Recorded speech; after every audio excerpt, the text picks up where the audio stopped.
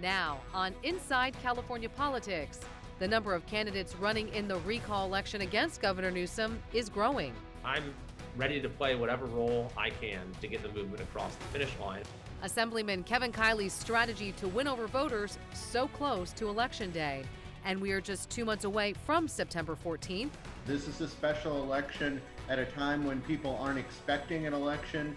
Why some feel an early election is presenting new challenges for Governor Newsom.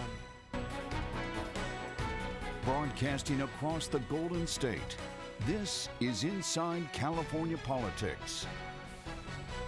Thanks for joining us for Inside California Politics. I'm Nikki Lorenzo in Sacramento. Frank Buckley is off this week. We're about 60 days away from the recall election, and counties are scrambling to get ready. Candidates have until July 16th to finalize their candidacy, and it's not yet clear how many names will be on the ballot. The most recent name added to that list is Republican Assemblyman Kevin Kiley. This week, Kiley officially announced his run for Newsom's job after months of hinting at the possibility. And Governor Newsom also having a busy week. Newsom spent the week campaigning across the state and announced a new $1.5 billion statewide litter and trash cleanup initiative. Our Capitol insider Ashley Zavala joins us now with how lawmakers in Sacramento are reacting to the quickly approaching recall election. Ashley, we have this recall date, this election date for September 14th. What has the reaction been about the recall at the Capitol? Yeah, overall, both sides will tell you up front that they're ready. Those who support the recall, those who oppose the recall. Republicans will point out that this was essentially Democrats trying to change the rules of the game in the middle of the game. But overall, everyone just claims that they're ready for this to happen and get it over with. In terms of the candidates, we have a new Republican that has jumped in this past week. What has been the reaction to Assemblyman Kevin Kiley throwing his hat in? Yeah, Assemblyman Kevin Kiley becomes not only one of the many Republicans added to this race, but the fifth Kevin to enter this race. Overall, there's been mixed reactions from Republicans inside of the state capitol. Again, this will be a divided election per se for Republicans because there are candidates being supported by different groups of Republicans, but outwardly lawmakers here won't say if they support any one single candidate. I did get mixed reaction on Kiley. He has been a constant critic, constant person on our programming to, break down some of the governor's moves, his pandemic-related policies. Kiley did sue over that, and that is now in the hands of the state Supreme Court. But overall, again, kind of mixed reaction with Kiley. So we also saw the governor speak this week, the first time since we've had this September 14th date. What is he saying about this, and what has sort of been the reaction from county registrars, because this is an early election date? Yeah, Governor Gavin Newsom is not really commenting on the date, and he hasn't. He's always said that he would leave it up to those who are in part of the decision-making process. That's the legislature, that's the Department of Finance, that's the Secretary of State, and the Lieutenant Governor. So he was asked, does this put you in a beneficial position, and he would not respond this week. As far as county registrars, they said this is a little earlier than they wanted. They did tell the legislature and the Department of Finance that the earliest possible date would have been September 14th, but they said that they'll get this done no matter what at this point. Our Capitol insider, Ashley Zavala. Ashley, we appreciate your time this morning. Thank you. And according to the California Secretary of State, there are 6 different methods by which counties can conduct the September 14th recall election, and counties must decide which method they are using by July 16th. The methods include in-person voting before and on the day of the election, providing vote-by-mail ballot drop-off opportunities, and sending all ballots by mail. The Secretary of State says all Californians who are registered, active, and otherwise eligible to vote in the recall election should automatically receive vote-by-mail ballots. And as we mentioned earlier this week, Republican Assemblyman Kevin Kiley officially announced his run for governor in the recall. Kiley, who represents the 6th Assembly District, has been highly critical of Governor Newsom's handling of the pandemic, as you heard Ashley talk about, and has hinted at a run for his job before. He joins us now to explain why he made the decision so late in the race. Assemblymember Kiley, you've officially thrown your hat into the ring to run in this recall election against Governor Newsom. There are other Republicans that have already announced. Why should voters pick you? Well, I got involved in the recall, not with any intention of becoming a candidate. This was the greatest citizens movement in California history. It was originated and driven by countless volunteers, a lot of folks who had never done anything in politics before, who, in many cases put their lives on hold, worked every weekend to gather signatures and to give our state this chance for change and to move in a better direction. And so I, helped the recall just in whatever way I could to lend support to the citizens who are making this happen. But as we've moved towards this final phase, I've said that I'm ready to play whatever role I can to get the movement across the finish line. And as I've heard from literally tens of thousands of people and thinking about what that role is, a lot of folks have told me that they think that this is it, that this is the best way that we can not only assure that the recall succeeds, but then we can institute the call for fundamental change that the recall is all about. I want to ask you about the recall specifically in this process because, there's been a lot of discussion about the price tag and what this is going to cost. And, let's say that you or someone else is successful. I mean, we're going to have another election in 2022, or if the governor comes out successful, there's going to be another election in 2022. Why not wait until then?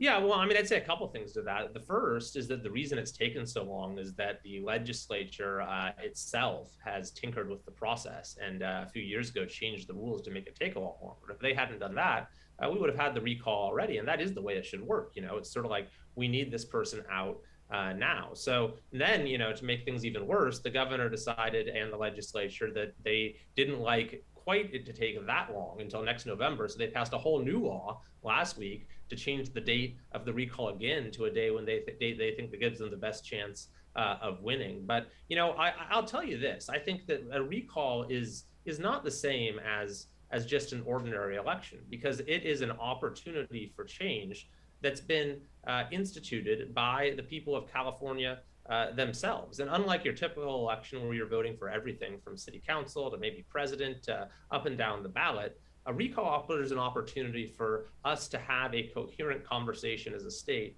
on a single topic, to fix the public's attention for a set period of time, and to ask ourselves questions like, why is it that in California people sacrifice the most and get the least in return? Why do we pay the highest taxes while driving over the deepest potholes? Why did we have the harshest lockdowns during COVID and yet some of the nation's worst public health outcomes? And I think the answer to that is what I have seen every day of my 5 years in the legislature. It's political corruption. We have a state capitol that is captured by special interest groups, and no politician has ever personified that like Gavin Newsom. And so I think that this is a unique opportunity for the people of California to really focus in on the fundamental failures of our state government, and through this act of popular sovereignty, get us moving in the right direction. That being said, though, the governor does have pretty good poll ratings, I believe 51% overall, and recent polling shows that his handling of COVID, just that alone, his ratings were over 60%. So, are you concerned in terms of voter turnout? That people in California might have been, a little more engaged when we were in the height of these lockdowns, but now that life seems to be kind of going back to normal, that, the recall has just kind of lost steam.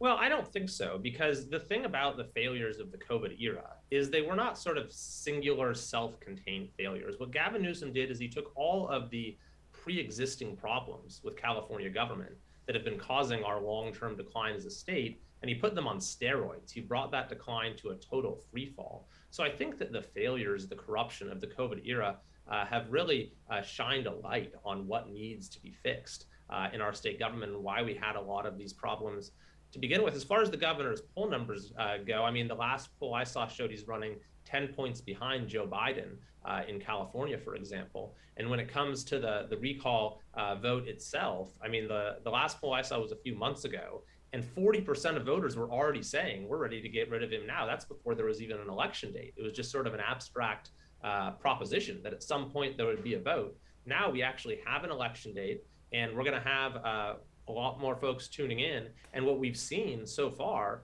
in the numbers is that the people who are paying attention the most, who are most excited, most engaged, most energized about this process, they decide that they want to vote for the recall to happen. So I think that as more people really tune in and we have this collective conversation as a state, you're only going to see support for the recall grow.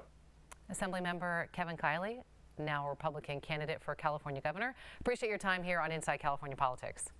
My pleasure. Thank you. Coming up, why uninterested Democrats might be Governor Newsom's biggest challenge ahead of the recall election.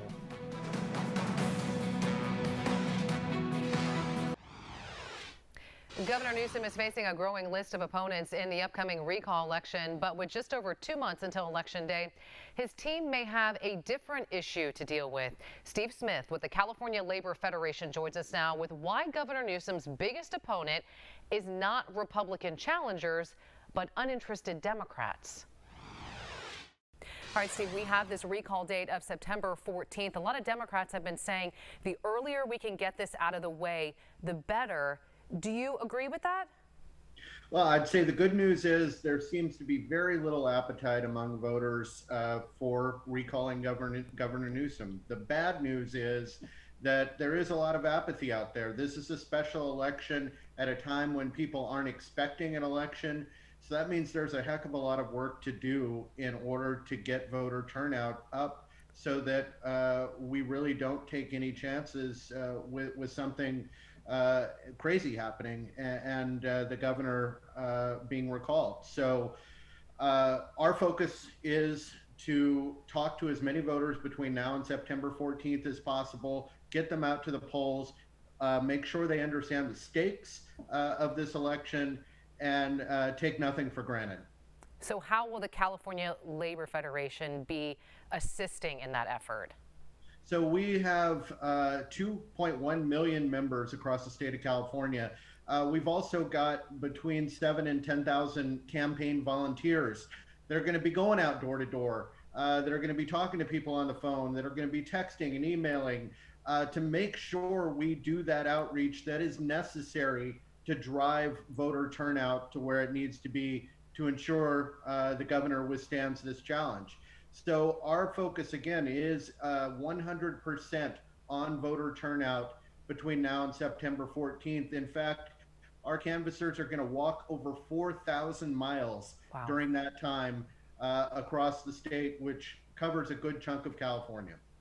Okay, so let's talk about voter turnout a little bit more, because you were quoted in an article with the San Francisco Chronicle recently talking about, the governor's biggest opponent isn't Republicans, even though, they seem pretty energized right now. But there's just a math problem when it comes to Republicans here in California. But you say the governor's biggest opponent is uninterested Democrats. So you've talked about what your group is going to do. What can Team Newsom be doing better, in your opinion? Well, I think Team Newsom is doing a good job so far in terms of really articulating what the governor is doing for working people in this state. But at the end of the day, it's going to come down to a ground game. And we expect the Newsom campaign, as well as the Democratic Party and Labor and other groups, all to be pounding the pavement to ensure voters understand the stakes here, because the stakes are very, very high. Having a Trumpian Republican governor would be an absolute disaster for the state of California. And their only shot is to pull a sneak attack in a special election where voters may not be paying attention. It's our job to make sure they are paying attention. Okay, so I want you to get a little bit more specific. If you had to make a pitch to, an independent voter or a Democrat who was saying, in the height of the pandemic, I didn't like that my kids' schools were closed. I didn't like that I wasn't working. I didn't like that I wasn't getting, my check from the EDD. But now life is kind of getting back to normal and I'm okay. How would you encourage them to vote in this special election? Well, I would say this. We have the strongest protections in the country for working people. That was more important than ever during COVID. We've got record funding for public education right now in the state of California under Governor Newsom's leadership. We have laws in place to make sure that big corporations don't take advantage of workers, that they treat people fairly. We've got a $15 minimum wage for those on the low end of the wage scale to help move them up the ladder. All those things are at risk if this governor is recalled. So that's where we're going to start, and that's a message that we're finding is very resonant, not only with Democrats, but with all working people. Steve Smith, Communications Director for the California Labor Federation. Thank you so much for your time here on Inside California Politics. We appreciate it. Thank you for having me. Coming up, Transportation Secretary Pete Buttigieg says the new Bipartisan Infrastructure Framework will change the lives of millions of Californians. The key projects the deal would fund here in the Golden State.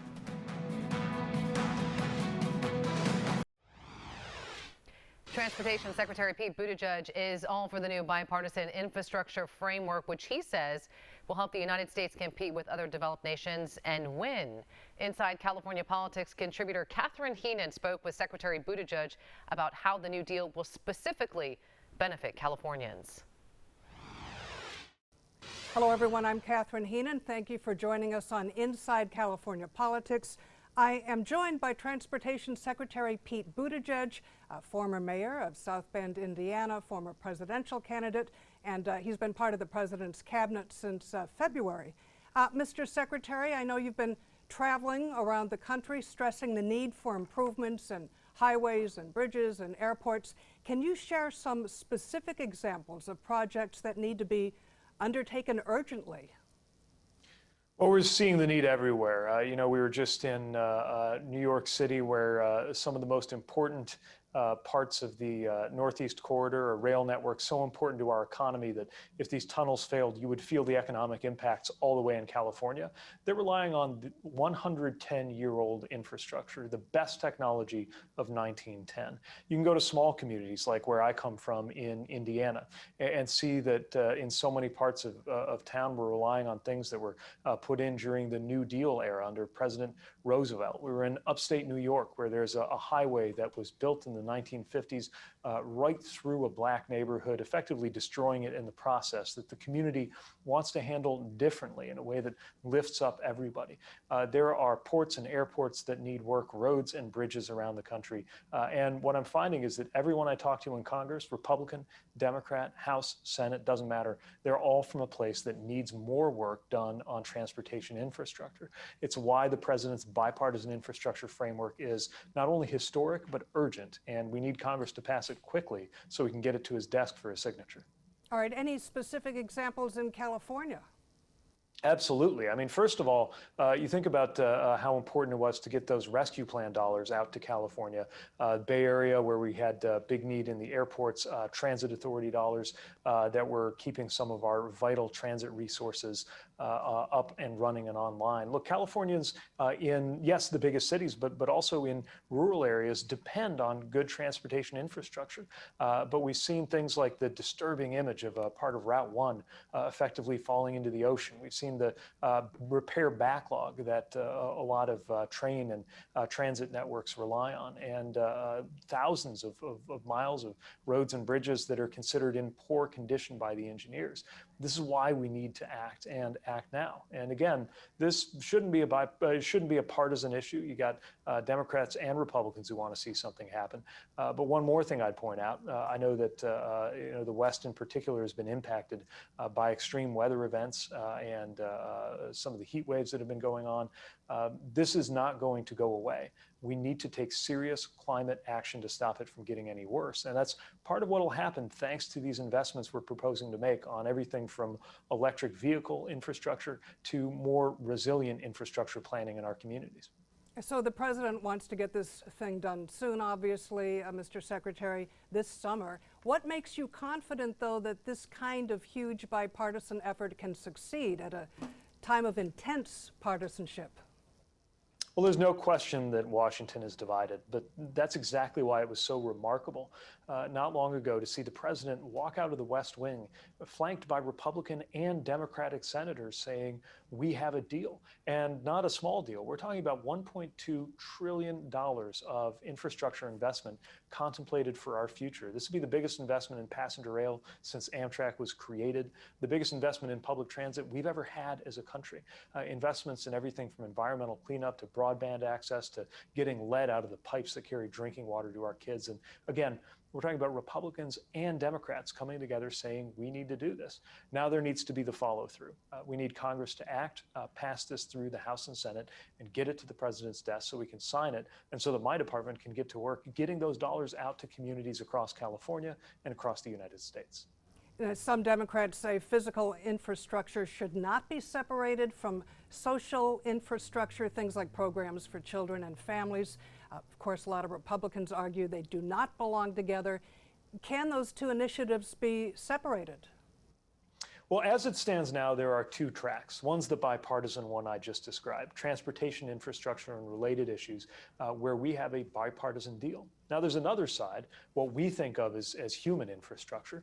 That's things like extending the child tax credit, making sure that we have more investments in our healthcare infrastructure, supporting what needs to happen on housing, making sure every American child can get pre-K education and every American parent can count on paid family leave. We think that has a lot to do with infrastructure, but in the end, that question is less important, what category you put it or what terminology you use. That's not as important as just getting it done. And if Republicans aren't prepared to vote for that, we need to move forward anyway because it's so important, and the American people across party lines expect us to do it, even if not everybody in Washington is prepared to support it. Secretary Buttigieg, we really appreciate your time. Thank you for joining us. Thank you. Great to be with you. You are watching Inside California Politics. We'll be back right after this.